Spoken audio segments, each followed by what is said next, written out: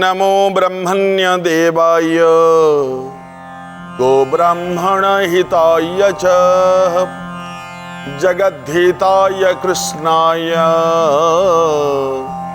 गोविंदाय नमो नमः। गुरु गोविंदाय नमः। प्रिय दर्शक बंधु, प्रिय भक्त बंधु, आजिर पवित्र साधुवाणी कार्यक्रम आपण मानकर अति भल पाउथुबा कार्यक्रम साधुवाणी को आपण मानक स्वागत। प्रिय दर्शक बंधु, आजिर साधुवाणी रे जो भल कथाटी आमे रखिछु आपण मानक पई गोटे श्लोक, भोज प्रबंधर गोटे सुंदर श्लोक। राजपुत्र चिरंजीव माँ जीवक मुनिपुत्र कह मरबा जीवरा साथे भिक्षांग नहीं बच नहीं बच। देखंतु केडे सुंदर कथा।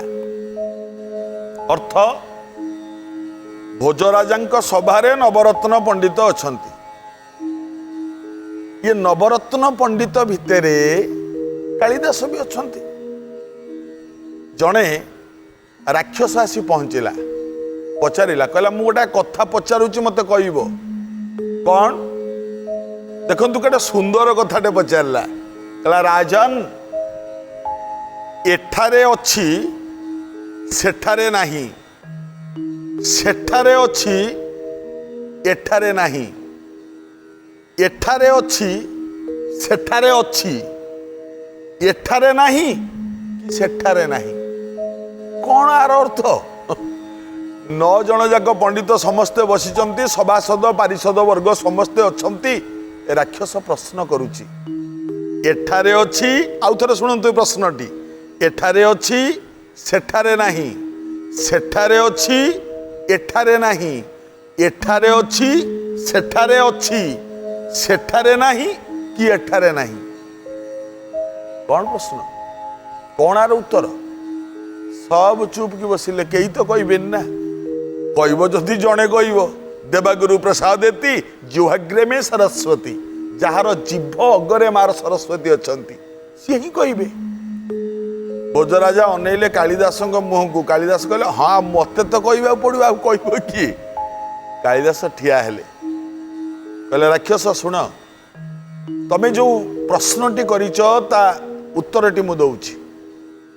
एई उत्तर माध्यम रे एई श्लोकटी कहिले कालिदास। कौन कहिले? कहले राजपुत्र चिरंजीव माँ जीवक मुनिपुत्र कह मरबा जीवरा साथे भिक्षांग नहीं बच नहीं बच। अर्थ, एठारे अच्छी सेठारे नहीं कहार एवं कौन? सेटा हला सुख। सुख बोली जो जिनिसटी एठारे अच्छी सेठारे नहीं कहार? राजपुत्र, जो माने राजा पुओ, ताकर एठारे अच्छी सुख, भोग विलास प्राचुर्य संपत्ति धनरत्न भितरे बुड़ीकी रहंती राजपुत्र माने, धनी घरर पुओ माने, ताकर एठारे अच्छी सुख किंतु सेठारे नहीं। एठू पार होगी जितेबाला सेठिकी जीवे, सेठी एटा न थाए, कारण भोग विलास रे बुड़ी रहिबा परे प्रभुंको नाम के माने भूली जाती, तेणु सेठी सुख पाती। देख, आउ सेठारे अच्छी एठारे नहीं कहार? माँ जीवक मुनिपुत्रक, जो माने ऋषिपुत्र, ऋषिंकर संतान, तांकर एठी नहीं, माने ए जगार सुख नहीं किंतु सेठी सुख अच्छी। एठी से माने सबुबेले तपस्या करती, प्रभुंक नाम धरती, सबुबेले लोक मानकु सत शिक्षा दियंती, महत कथा कहती, भल कथा कहती, अन्यर दुख देखिले कांदती, अन्य को साहाय्य करती, अन्य मानकु भल भल उपदेश शुणाती। एठी भोग विलास से कौटू पाइबे, सुख कौटू पाइबे? किंतु सेमानंकर ए जो कर्म फल रे प्रभुंक नाम धरिबा फल रे से पुर को जतबे जानती ना, सुख तांको पई थुआ हेई थाए। है एठारे नहीं सेठारे अच्छी। एवं तृतीय, एठारे अच्छी सेठारे अच्छी, एठी सुख अच्छी सेठी भी सुख अच्छी। कहार? तपस्वी जो माने संसार त्यागी निष्काम रहित कामना रहित सन्यासी जो माने निष्काम योगी से मानकर एठी सुख सेठी भी सुख से माने तो भोग लालसा खोजंतिनी सुख खोजंतिनी तेणुकर एठी सुख आउ मला परे से पुर को जेतबेले जिबे सेठी भी सुख जो माने कामना रहित सन्यासी निष्काम धर्मी सन्यासी से मानकर एठी सुख सेठी भी सुख आउ एठारे नाही कि सेठारे नाही सुख कहार ना भिक्षांग नैवच जो माने भिकारी तांकर एठी सुख नाही हेटी की गले हेटी भी सुख नाही एठी नाही कि सेठी नाही भिकारी मानकर काहे कथा कहली आज्ञा मने रखिथिबे जहा करंतु आपण माने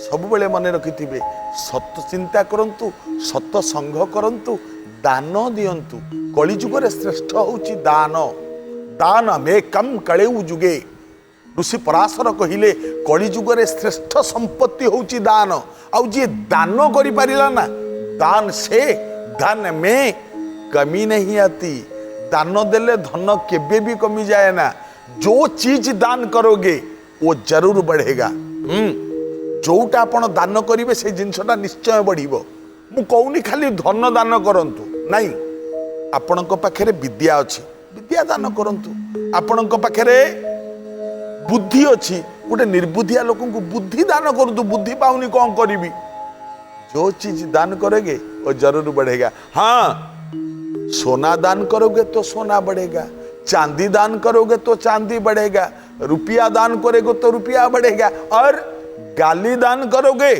तो गाली भी बढ़ेगा आपण जन को गाली दे माने सी आपण चारिपद गाली दब गाली भी बढ़िबो जोटा दान करिवे एटा बढ़िबो तेणु दान करंतु गोटे छोटिया कथा आपण कहूँ भगवान कृष्ण एवं अर्जुन एमाने कले गोटे अश्वमेध यज्ञ ये जो अश्वमेध यज्ञ कले अश्वमेध यज्ञ कले आज्ञा मनस्कामना पूर्ण होता है अद्वितीय वीर होता है से मनीष आगुरु पूरा काल रे बहुत राजा माने बहुत यज्ञ करुथेले बहुत प्रकार यज्ञ अच्छी पितृयज्ञ नृयज्ञ देवयज्ञ आत्मयज्ञ अश्वमेध यज्ञ आगुरु करुले नरमेध यज्ञ गोटे मनीष को आनिकी बलि दिया होतला ये सब यज्ञ थिला किंतु जितेबाला कृष्ण अर्जुन पाखे अच्छा जो पांडव माने अश्वमेध यज्ञ कले तार नियम कौन ना यज्ञ हम घोड़ाटा को जो यज्ञर पशु जी यज्ञर घोड़ा जी ताकू छाड़ी दिया जीवो ता बंधा जीव गोटे पत्रिका जे जी वास्तव रे वीर अछ पृथ्वी रे ए घोड़ा को बांध एवं जी घोड़ा को बांधिबो ता सहित युद्ध हम यहाँ हूँ नियम युद्ध रे ताकू परास्त करेंगे ये अश्वमेध युद्धर नियम जितेबाला अर्जुन अश्वमेध यज्ञ करने पर यज्ञ पत्रिका लेखिकी रखागला अश्व उपरे एवं अश्वटी को जितेबाला छाड़ीदेले अश्व गला चारिआडे बुलिला सारा पृथ्वी बुलिला जो राजा देखती बांधिबा सुंदर घोड़ाटा घोड़ाटा को बांधिबा किंतु ता शिर जो पत्रटा लिखाई पत्र देखिले कौन ना पंच पांडव मानकर ये यज्ञ अश्व जदि साहस अच्छी युद्ध करने को जदि बल अच्छी तुम देहरे ए घोड़ा को बांध आ बांधिब माने युद्ध हम जो माने पांडवों ना शुणती पांडवों अश्व बोली जानती से माने साहस करती घोड़ा को बांधा छाड़ी दियंती एमती बुली बुली बुली बुली ए अश्व जाई गोटे राज्य रे पहुंचला से राज्यर राजा जने वीर युवक देख चिंता कले जदि अश्व छाड़ीदब ताले पांडव मानकर वश्यता स्वीकार करिवो माने तम तले आमे अछु बोली कहिबाकू पड़िवो जदि अश्वटी को बांधिब ताले युद्ध करिबा पई प्रस्तुत हबो चिंता कला ए जो राजा जी जहा राज्य रे वर्तमान अश्व अछि ए राजा होचंती जने पुण्यवान राजा धार्मिक राजा भगवान को निजर हृदय बोली मानि नैचंती सबुबेले प्रभुंकर जप करंती धर्मशील राजा आंको ना मयूर ध्वज ये मयूर ध्वज चिंता कले जदि न बांधिबी ताले पांडव मानकर बश्यता स्वीकार करी जदि बांधिबी ताले पांडव मान सहित भेट हम आउ हाँ जदि पांडव मान सहित युद्ध हम ना ताले भगवान को दर्शन मु पाइबी कारण पांडव माने युद्ध करने को आसवे माने भगवान कृष्ण निश्चय आसवे यहीटा मन भितर रखी अश्वटी को बांधिला कौन है तापर युद्ध है ना युद्ध है अश्वटी को फेरई देला विरति विरति पर स्वागत प्रिय दर्शक बंधु प्रिय भक्त बंधु कथा थिला मयूरध्वज राजा अश्वटी को बांधिले जदि बांधिले अर्जुन पाखे खबर पहुंचला जे मयूरध्वज राजा अश्वटी को बांधि देइचंती अर्जुन कहले बाहर युद्ध करिबा समस्ते प्रस्तुत हुआ जो समस्ते प्रस्तुत हवा को गले भगवान कृष्ण ठिया होते कहले अर्जुन अपेक्षा कर अर्जुन कहले कहीं अश्वटा को बांधी युद्ध करवा अपेक्षा कौन कृष्ण कहले नाई कहीं ना मु जानी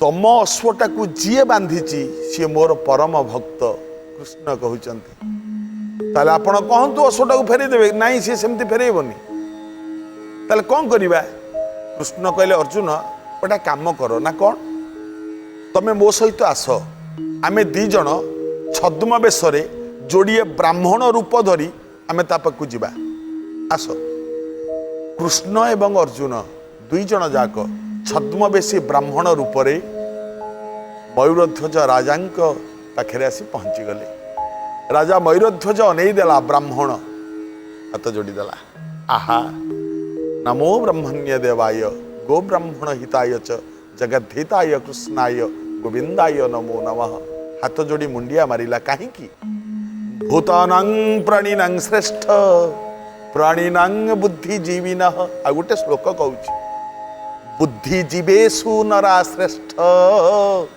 नरेषु ब्राह्मणा स्मृति आज्ञा भूतानां प्राणीनां श्रेष्ठ जिते भूत अछंती तांको भितरु प्राणीटा श्रेष्ठ आउ प्राणीनां बुद्धिजीवी न सबु प्राणी मानक भितरे जे चालाक प्राणी सी श्रेष्ठ बुद्धिजीवेषु नरा श्रेष्ठ आउ सबु चालाक प्राणी मानक भितरु सबुठु चालाक प्राणी किए आज्ञा मनीष मनीष ही श्रेष्ठ आउ नरेषु ब्राह्मणा स्मृति मनीष मानक भितरे श्रेष्ठ होची ब्राह्मण मुंडिया मारिला मयूरध्वज राजा राजा डाकिले कहले हे ब्राह्मण देवता कहतु मो पाखे कि काम आपण मैंने कहीं आसचंती कृष्ण अर्जुन दुई जन ठिया होती कृष्ण कहले कहले हे राजन आमे जानिचु आपण हेले धर्मावतार आपण न्यायर मूर्ति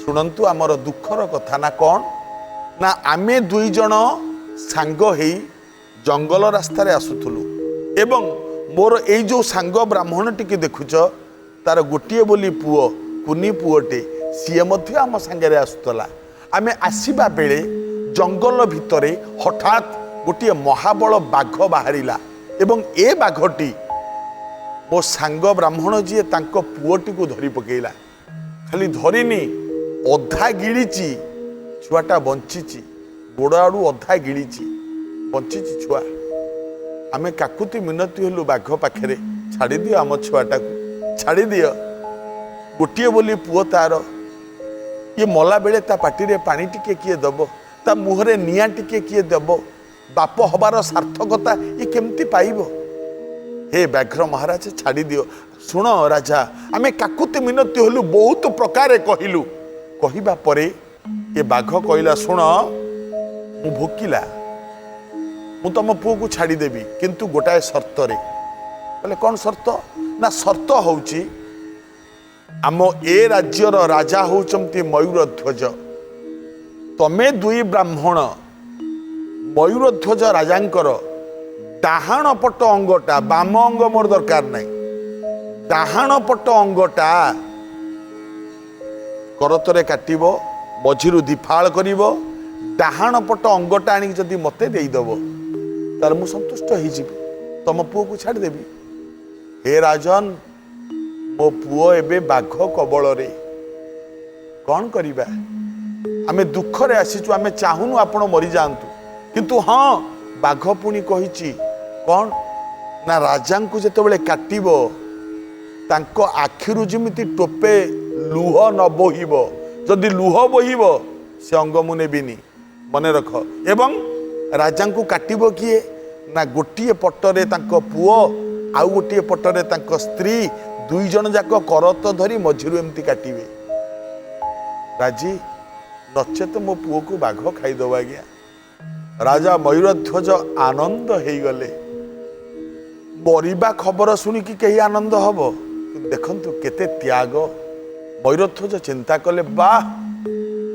एभली सुजोग आउ मिलिबो ब्राह्मण पुत्र को रक्षा करिबा पाई बंचेइबा पाई आउ जनकर जीवन रक्षा करिबा पाई निज जीवन जीव आठु बड़ी सौभाग्य आउ कौन अछि केते बड़ पुण्यर काम ये आहा केते बड़ धर्मर काम ये तो अपूर्व सुजोग प्रभुंक पाखक जीवार अपूर्व मौका ये निजर स्त्री निजर पुओं को डाकिले राजा मयूरध्वज आस मो पाखक दुई जन जाक आसिले कौन हे राणी दान दबार सुजोग आज मिली ए पुओ राज परिवार कथा बुझीबुरे आण करत आसिला राजा ध्यान मुद्रा एमती बसीगले कृष्ण अर्जुन दुई जन जाक ब्राह्मण रूपरे ठिया होइचंती पाखरे करतर गोटे मुंड पुओ धरिला गोटे मुंड स्त्री धरिला करत रखिले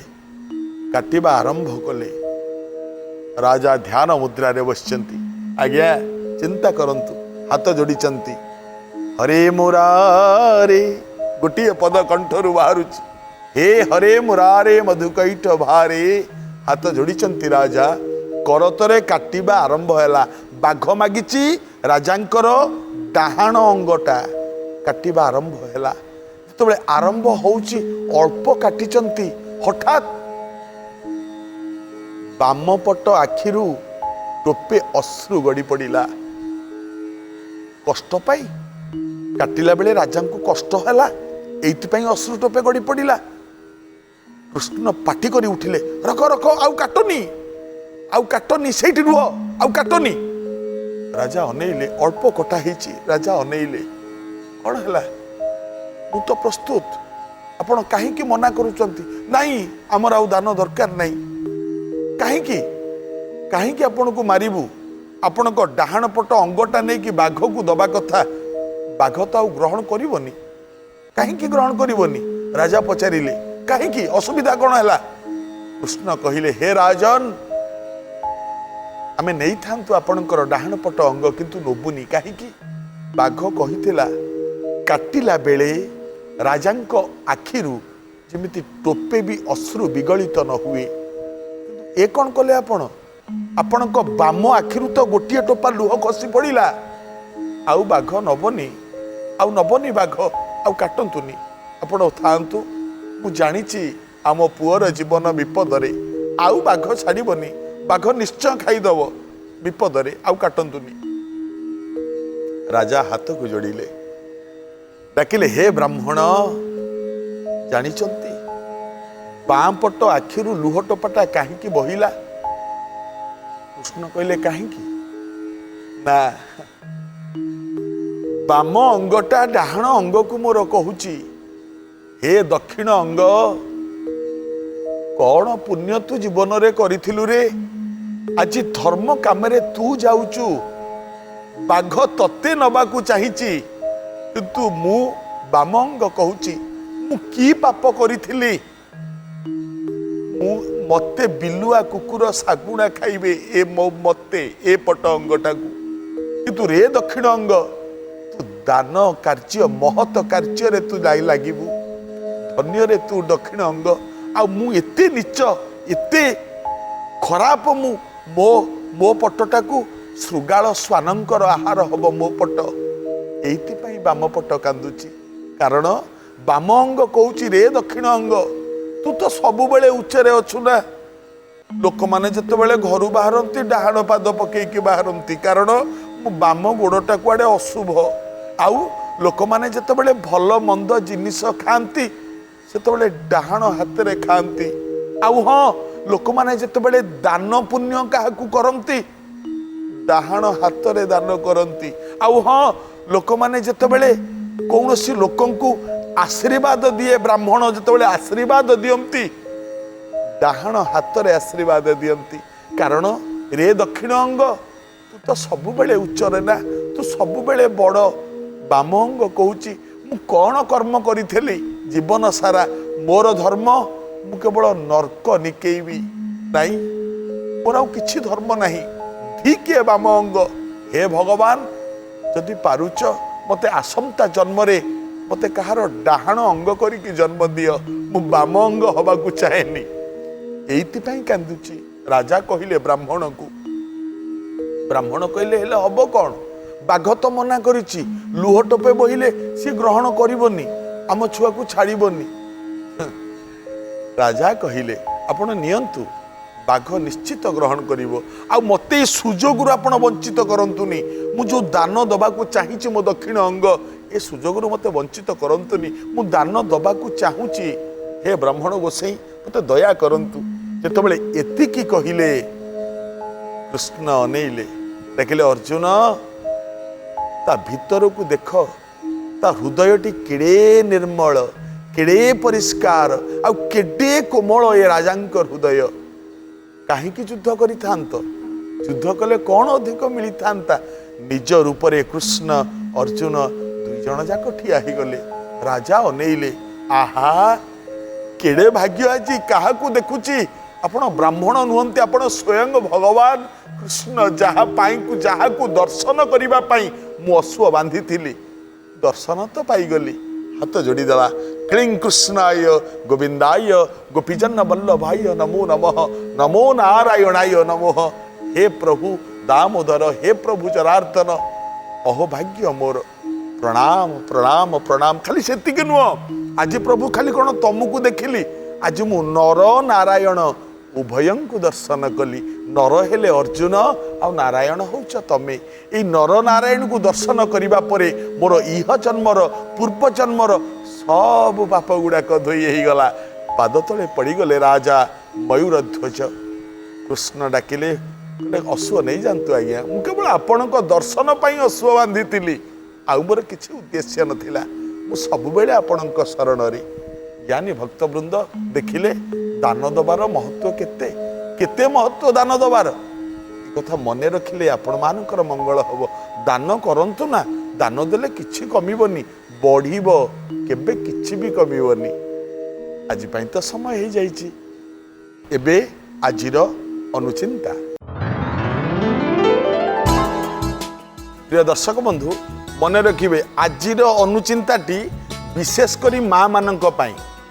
ସବୁ ମା ମାନେ ମନେ ରଖ, ରାତିରେ ଛାଞ୍ଚୁଣି ଧରି ଘର କେବେ ଓଳାଅନି। ଏବଂ ଯଦି ଅତିରିକ୍ତ ଅସନା ହେଇଛି ବୋଲି ଭାବୁଛ, ଘର ଓଳେଇବାକୁ ଚାହୁଁଛ, ସେ ଯେଉଁ ଘର ଓଳେଇବା ମଳିଆ ରାତିରେ ବାହାରେ ନେଇକି ପକାଅନି। ଘର କଣରେ ମଳିଆ ରଖିଥାଅ, ସକାଳ ହେଲେ ସେ ମଳିଆକୁ ନେଇକି ବାହାରେ ପକେଇବ। ରାତିରେ ଘରର ଆବର୍ଜନା ବାହାରେ ପକାଅନି, କାରଣ ରାତିରେ ଅଲକ୍ଷ୍ମୀ ବାସ କରନ୍ତି। ହଁ, ତେଣୁକରି ରାତିରେ ଘରର ଆବର୍ଜନା ବା ମଳିଆ ବାହାରେ ପକେଇଲେ ଅଲକ୍ଷ୍ମୀ କି ବହୁତ ଭଲ ଲାଗେ। ଏ କାମ କରନ୍ତୁନି, ରାତିରେ ଘର ଓଳେଇବା ମନା। ଆଜି ପାଇଁ ତ ସମୟ ହେଇଯାଇଛି, ଆଜି ପାଇଁ ଏତିକି। ପୁଣି ଆଗାମୀ ଅଧ୍ୟାୟରେ ଭେଟ ହେବା। ରହୁଛି। ଜୟ ଜଗନ୍ନାଥ। ଗୁରୁ ଗୋବିନ୍ଦାୟ ନମଃ।